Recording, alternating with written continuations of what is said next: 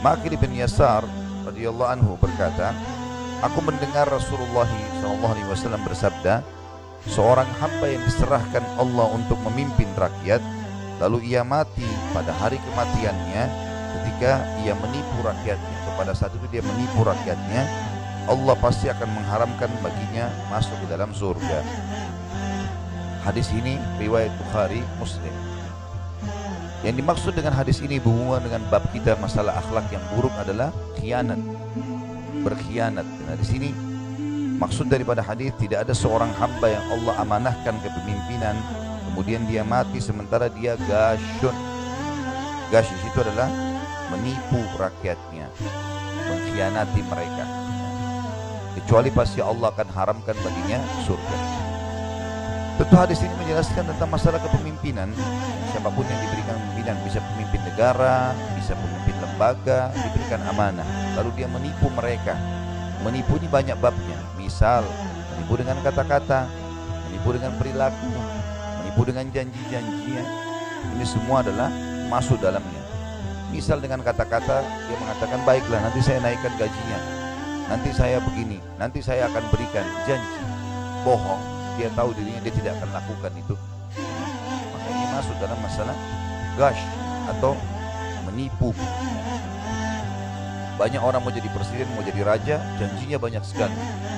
Akan begini, akan begitu, saya akan begini, saya akan begitu. Bahaya, kalimat ini berat bertanggung jawabannya di depan Allah Subhanahu wa ta'ala.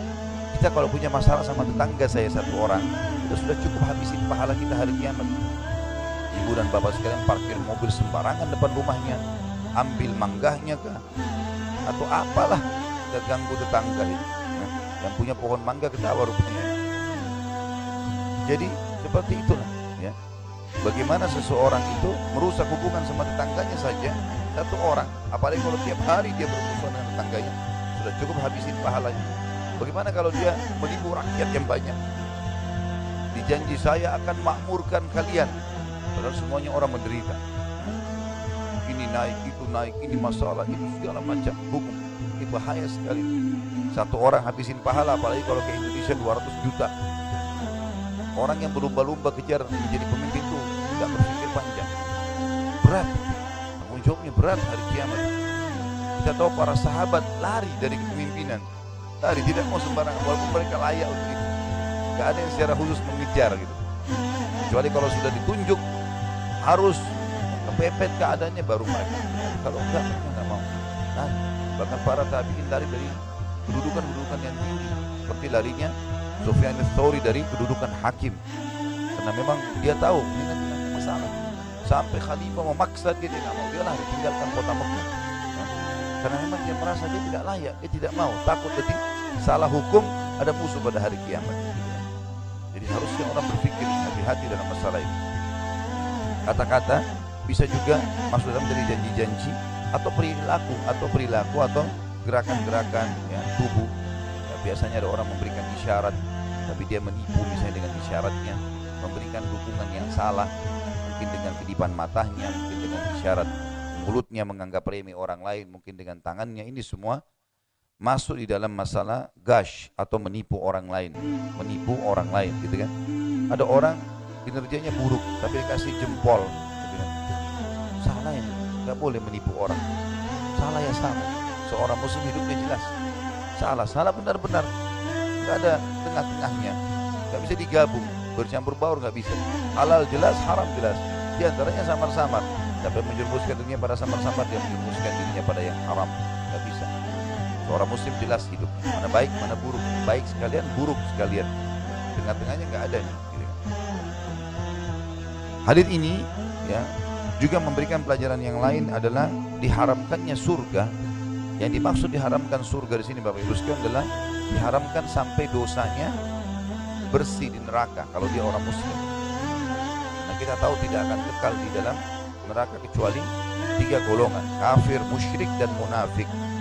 Kalau orang ini muslim, dia menjadi pemimpin misalnya, kemudian dia menipu rakyatnya, janji-janji segala macam tapi dusta, dia nggak jalankan sampai jabatannya habis misalnya. Maka ini berarti dia tidak sempat minta maaf, tidak sempat mengembalikan hak-hak mereka, meninggal akan habis pahalanya, masuk ke neraka, diambil oleh orang-orang yang sedang dia zalimi. Kalau dosanya sudah bersih di neraka, masuk ke surga tentunya. Jadi maksud dengan diharamkan untuknya surga, bukan terharamkan abadi, terharamkan sementara sampai dosanya bersih. Dan ini sudah umum pendapat ahli sunnah wal jamaah, para ulama menjelaskan tentang asi mukmin, orang-orang mukmin atau muslim yang berbuat dosa dan meninggal tidak sempat taubat, menjadi penyebab mereka masuk neraka. Ini hanya sebatas sampai bersih dosa-dosanya.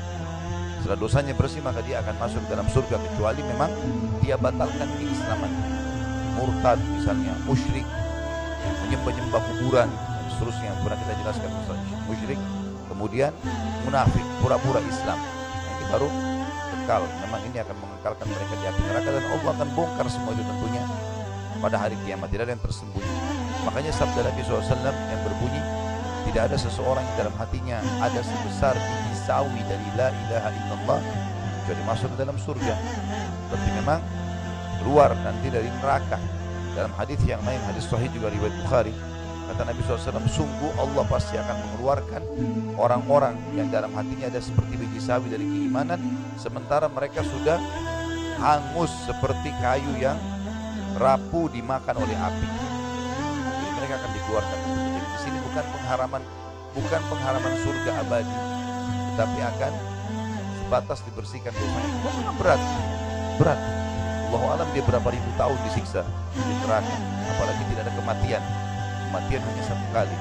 Orang yang bilang gak apa-apa, saya masuk neraka, yang penting nanti juga saya masuk surga, ini orang yang tidak belajar, tidak punya ilmu. Saya pernah bilang, kalau ambil korek gas saja, bakar ibu jarinya sendiri berapa detik sudah panas, 1 menit bisa matang. Bagaimana kalau tiap hari api melekat di tubuhnya dan tidak ada kematian? Hangus, dikembalikan lagi, untuk apa? Tidak ada gunanya. Sementara memang akhlak-akhlak yang buruk atau dosa-dosa ini, Bapak Ibu sekalian, tidak ada gunanya sama sekali. Allah benci, ancamannya berat, dibuat juga manusia benci. Saya sering ulangi istilah ini. Kalau misal ada orang yang durhaka sama orang tuanya, jahat sama tetangganya, lisannya tidak baik, suka ambil hak orang lain, dan seterusnya, maka pasti Allah benci itu. Allah buat manusia benci, orang sekitarnya tidak suka berteman, dan ancamannya berat. Kenapa nggak jadi orang baik saja? Orang baik bagus sekali. Orang yang bakti sama orang tua, orang yang suka bantu orang, yang senyum, ramah, Allah suka, janji pahalanya besar karena punya akhlak yang baik, dan juga dia disukai oleh manusia.